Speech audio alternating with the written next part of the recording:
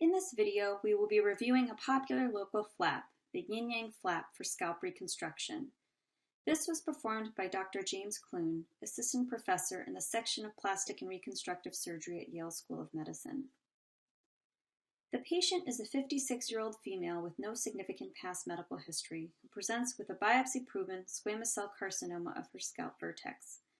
Plan is to perform wide local excision of the lesion followed by local flap closure with the yin-yang flap.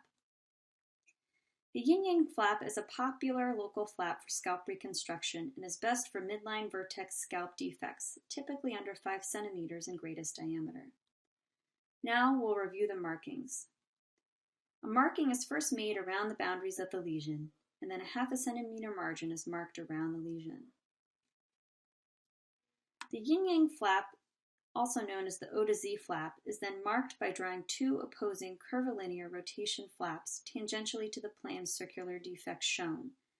The 2 flaps can be of equal or unequal length depending on the available surrounding tissue.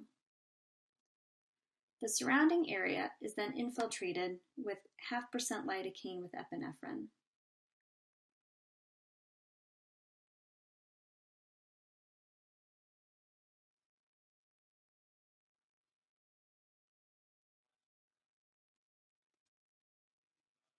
Here is the lesion, already excised with its surrounding margin, and the resultant defect is shown. The incision is then made along the markings for the flap, orienting the scalpel parallel to the shaft of the hair follicle to help minimize risk of alopecia. The flaps are then elevated at the subgaleal level.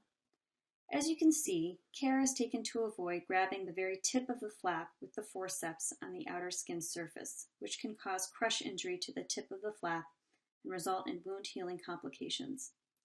Rather, it is safer to hold the tip of the flap if needed at the level of the dermis. Sharp double or single-pronged hooks may also be used. Careful undermining of the surrounding tissue at the subgaleal level is also being performed to help facilitate ease of closure.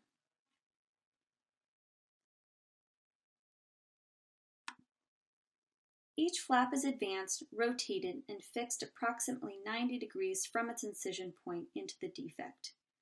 A 2O monochrome was used to approximate the flaps at the level of the galea.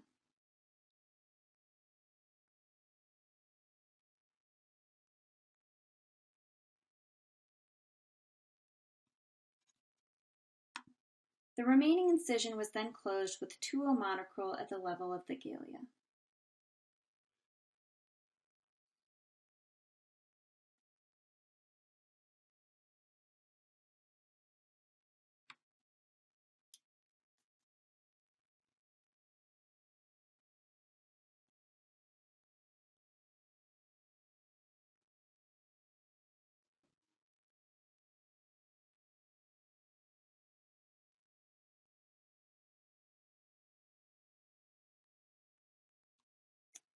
Once the gale layer is closed, a running 3O nylon is then used to reapproximate the superficial tissue.